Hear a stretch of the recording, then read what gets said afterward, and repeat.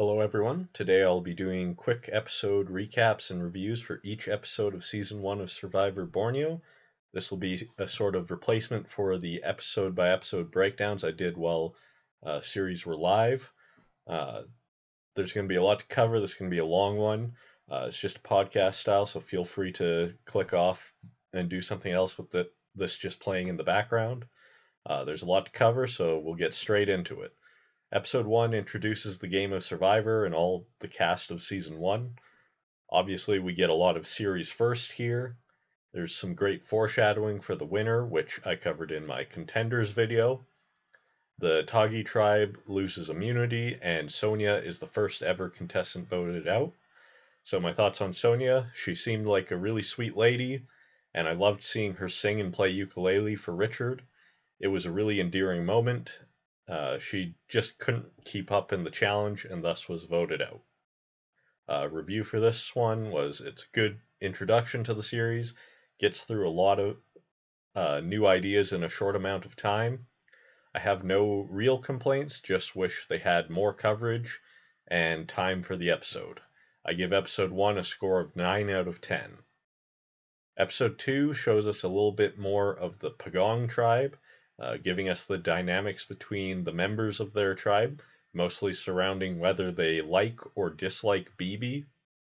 On the Tagi tribe, we get set up for potential drama between Richard and Rudy, since Richard is gay and is worried Rudy won't accept him, but they move past it really easily and are able to remain friends, which was nice to see. The challenge is the first ever gross food eating competition. Jervis loses in a face-off to decide the winner, meaning Pagong will go to tribal council. Bibi asks the tribe to vote him out, so it isn't an official quit, but in my mind, he is the first quitter in Survivor. My thoughts on Bibi: he was a curmudgeonly old man. He seemed hard to be around, but helpful for the camp. He was too set in his ways and unwilling to adjust. Despite seeming a little unlikable, I thought he did add an interesting viewpoint to the show and a counterpoint to Rudy as the two oldest guys there. My review for this one: it's a bit of a slower episode after the first one, with an obvious outcome, but still some fun moments in it. I give episode 2 a score of 6 out of 10. Episode 3 has a lot of food talk, and the contestants are starting to get really hungry. Luckily, reward is fishing gear, which Tagi wins. Richard is able to prove his value to the tribe by going out and spearing some fish. At Pagong, they find a mud volcano and bathe in it to bond and raise the tribe's spirits. They then catch some rats to try eating, and they seem to enjoy them. At the immunity challenge, Pagong wins, and Tagi sends home Stacy at Final Tribal Council. We didn't see that much of Stacy, and I know there was a controversy with her taking CBS to court for feeding information to players to vote her out over Rudy. Whether that's true or not, I'd rather have Rudy in the show than her anyways, but she is not much of a character from what we see.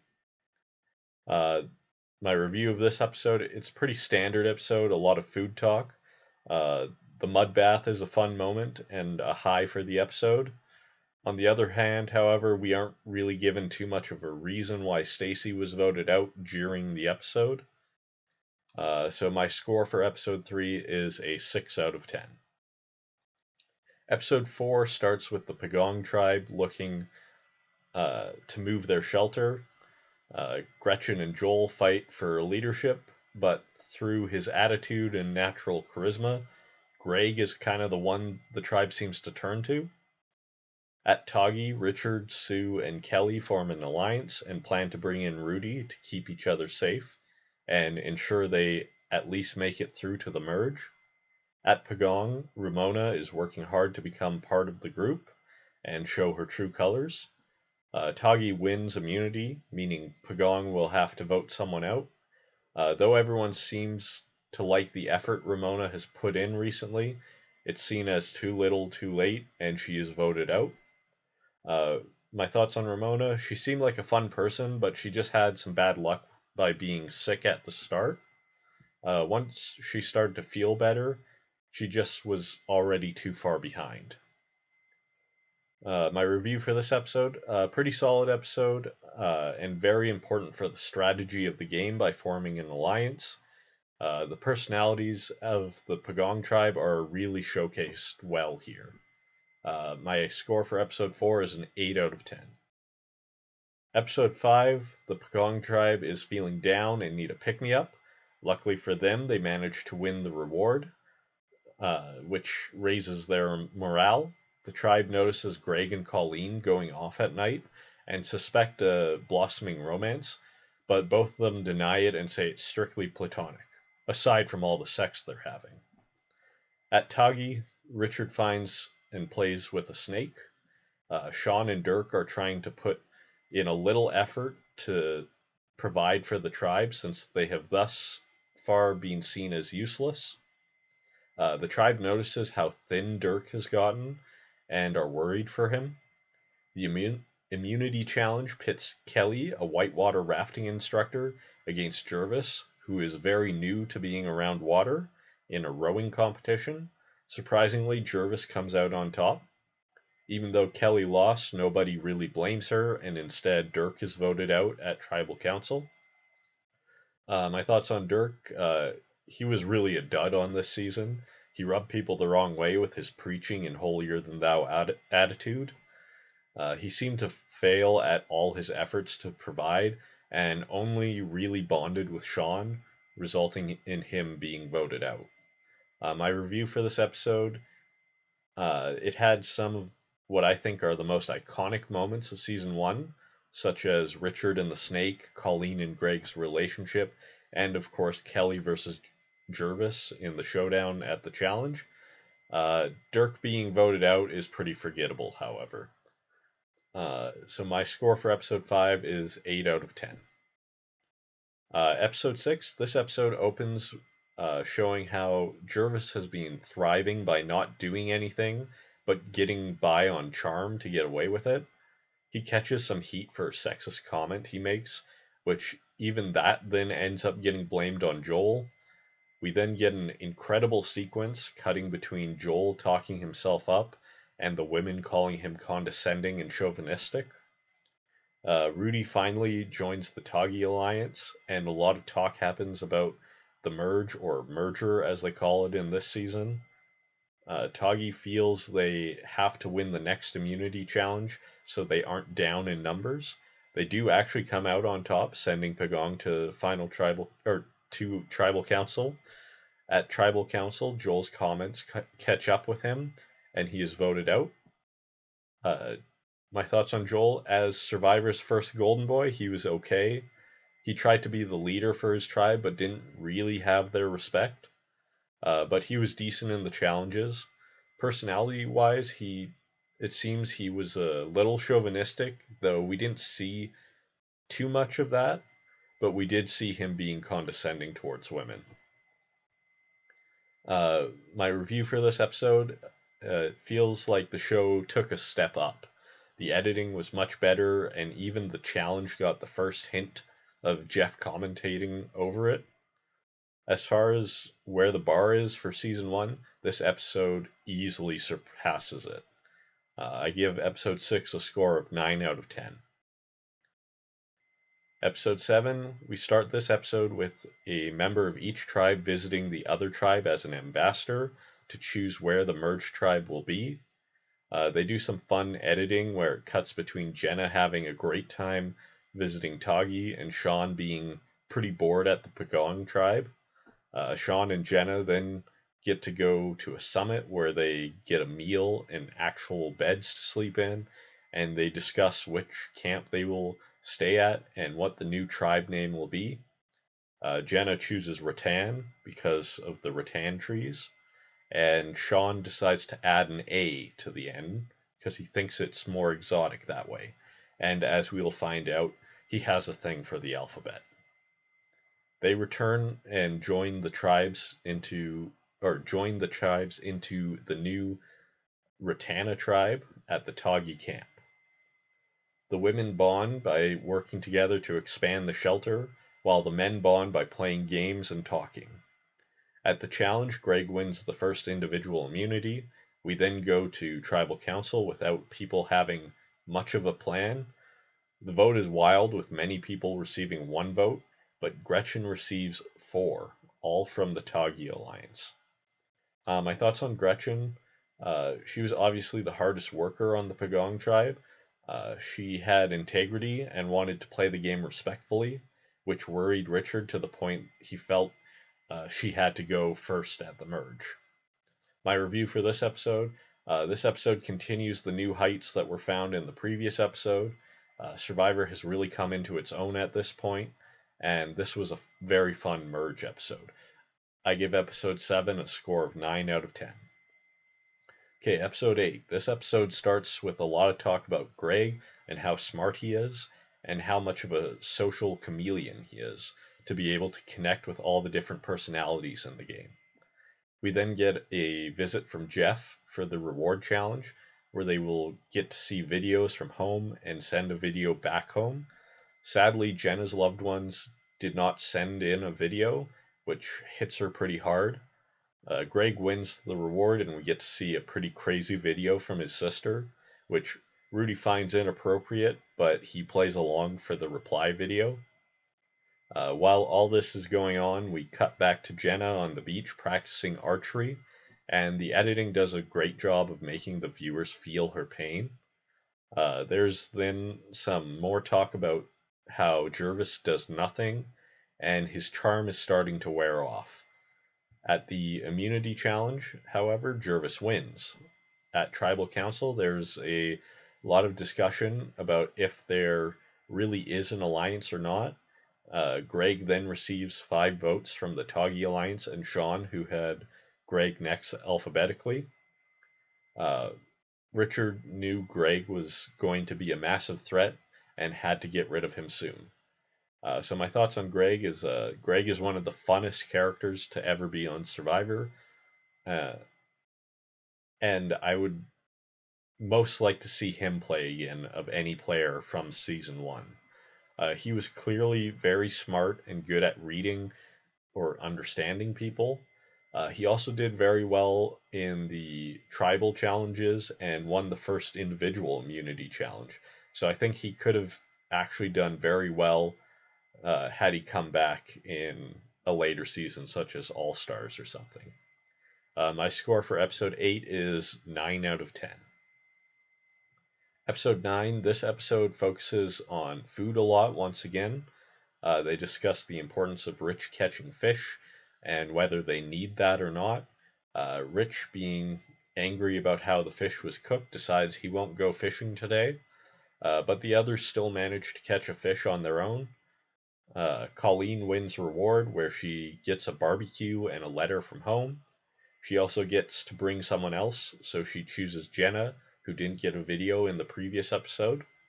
While on reward, they discuss teaming up against Richard. Next is Richard's birthday, and he decides to celebrate it naked. But this bothers some of the others, which opens up a discussion about not doing something he enjoys just to appease those around him. It's an interesting topic, which ultimately ends with Rich putting his clothes back on. Colleen revels in the fact that she was able to get under Rich's skin. Rudy then wins immunity in a challenge of wits.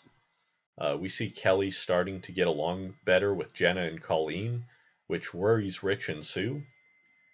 Sean discusses his alphabet strategy and plainly announces that he will be voting for Jenna at the next tribal council, just due to her being next alphabetically. For safety, Rich, Sue, and Rudy all decide to vote for Jenna, due to knowing they will have the extra vote of Sean in case Kelly wavers, and Jenna is then voted out.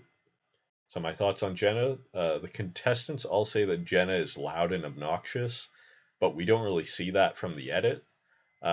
From what we see, she seems like a sweet, nice girl. It's a little surprising that she was invited back to return in All Stars, but she does make a good impression for her in return.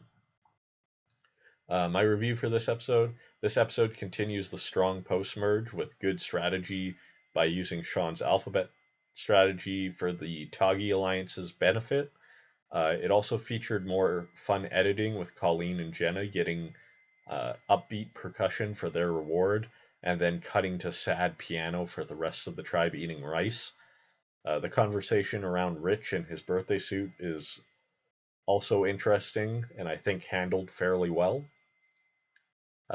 Episode 9, I give a score of 9 out of 10. Episode 10, the former Pagongs are upset with Sean because his alphabet strategy got Jenna voted out. It's surprising that some people are still uncertain whether there is an alliance or not. Richard contemplates not catching so many fish until all the former Pagongs are out of the game, since uh, they don't seem to be appreciating it. Rich and Sue cement their alliance, but behind Rich's back, Sue makes a final two deal with Kelly, and they plan to get rid of Rich at the final four. Kelly is, however, growing sick of the alliance and feels that it is evil and compares herself to Luke Skywalker, saying she fell to the dark side but has returned to the light. Jervis gets a special letter in tree mail saying that his fourth child has been born. Jervis gets a cigar to smoke with it. This opens discussions about birth outside of wedlock. Most of them seem to be supportive of Jervis, though Rudy doesn't agree with it. At the reward, the winner gets a slice of pizza and a phone call home. Jervis wins and shares his pizza with everyone, though Rudy doesn't accept it. He then calls his girlfriend and newborn son. At the immunity challenge, they have to build a fire, and Rich wins and does a fun little celebration dance. Kelly considers joining Jervis and Colleen to vote, but ultimately still decides to stick with the Toggy Alliance, resulting in Jervis being voted out. My thoughts on Jervis: he was a fun character. The fact that he made it as far as he did without really working at all was very impressive and quite indicative of his strong social game. I'm glad they eventually brought him back, and I'm surprised it took them as long as it did.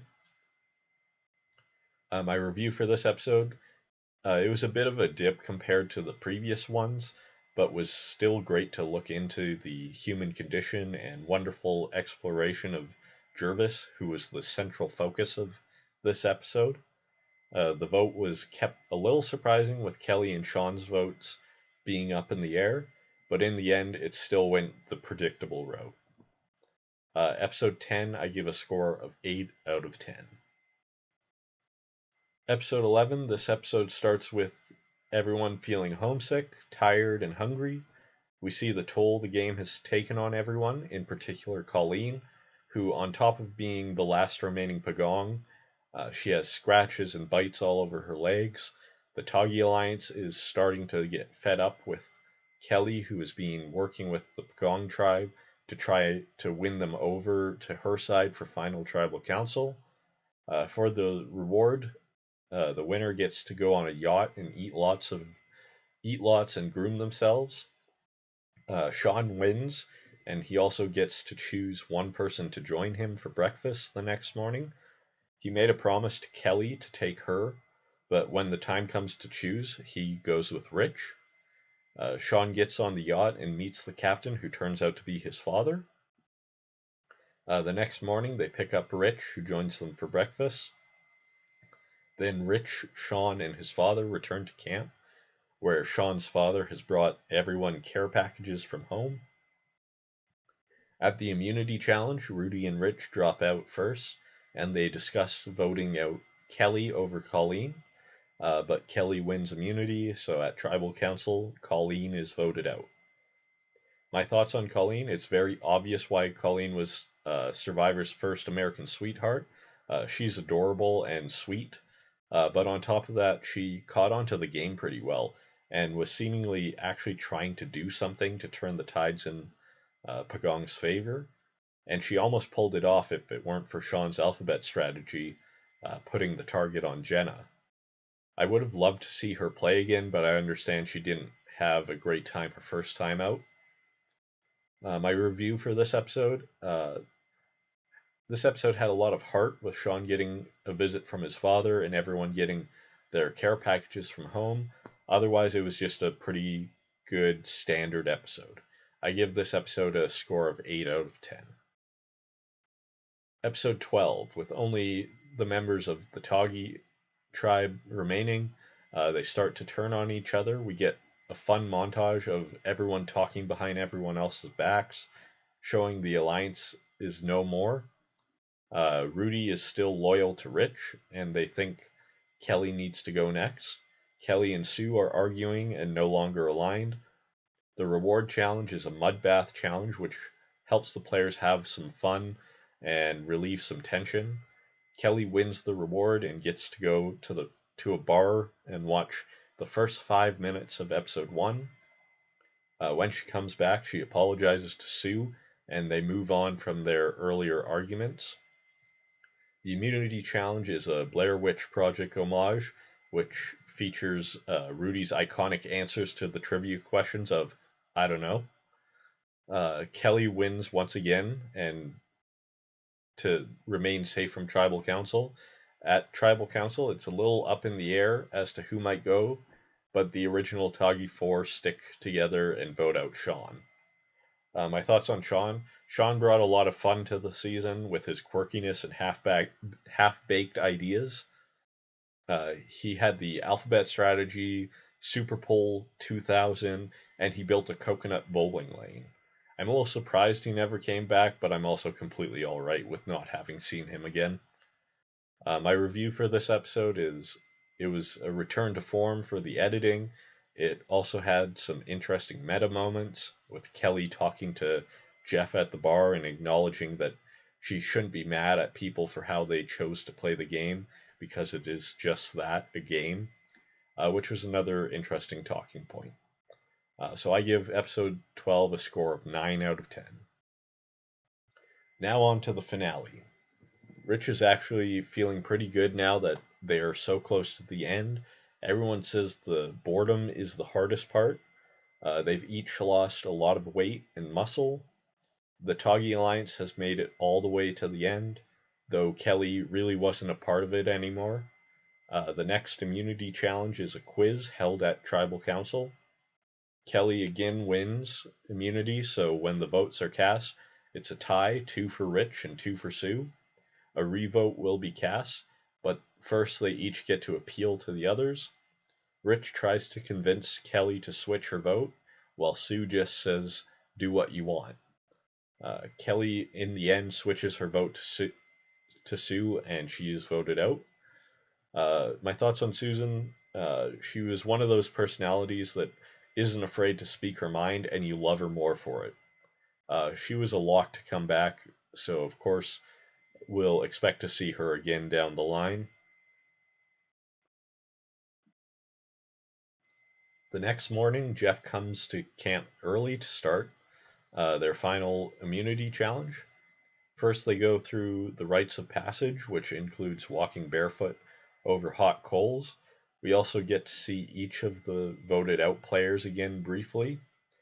During the challenge, Rich drops out, knowing that whoever wins between Kelly and Rudy would for sure take him. It goes for a long time, but eventually Kelly wins her 4th consecutive immunity. At Tribal Council, only Kelly gets to vote, so she votes out Rudy. My thoughts on Rudy. I think Rudy is one of the most interesting players from this season. He seems like he's an old man that's stuck in his ways, and he clearly had some strong opinions throughout the game, but it also seems like he learned and grew through the game, which is really impressive for a 72-year-old man. Also, just the fact that he made it all the way to day 38 at his age is amazing. The next day, it's only Rich and Kelly. Kelly is clearly struggling. She feels a lot of regret for how she played and can't seem to get focused. Rich, on the other hand, is thriving. He's very proud to be at the end and is still completely in the game, trying to think of what he will say to the jury to win over their votes. Before leaving, they burn down the camp. Rich says he would be happy with second place, but he really wants the million. As they walk to final tribal council, we hear from each of the jury members. The main highlights from that are Greg talking about Kelly's multiple identities out there and how excited Sue is for what she will be saying to them. Rich and Kelly each get to make an opening speech. Kelly wants the jury to vote based on who she is and hopefully that they see her as the better person. Rich takes the opposite approach and asks that they see that he has approached the show as a game right from the beginning and planned his path to the end and managed to pull it off. Then the jury gets to address them. Highlights from this include Rudy not asking anything and just saying how dumb he felt after losing the immunity the previous day. Greg asking them to pick a number between 1 and 10, which, side note, I think he was always going to vote Rich, and this was just for show. And lastly, Sue's iconic snakes and rats speech. We then get to see everyone's votes except for Greg's, and it's tied 3-3. Jeff counts the votes, and Rich wins the first season of Survivor. So my thoughts on Kelly are that she might have just been a little too young out there. She started the game wanting to play like Rich, but ended getting too emotional and faltered from her original path to the end. She definitely had an interesting journey throughout the game that was fun to watch. Uh, Rich, he was meant to play this game and meant to win it. He played hard the whole way through and was entertaining. He was a great narrator for his game. He was arrogant, but had a certain charm and swagger to him, which made him an ideal representative for the first season of Survivor. My review for the finale is that it was a great finale.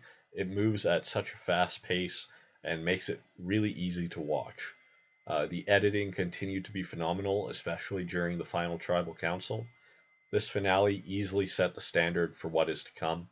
I give the finale a score of 10 out of 10. So that ends our episode by episode recaps and reviews. This will be used during my next post when I do the full season review. So hit like and subscribe if you want to catch that.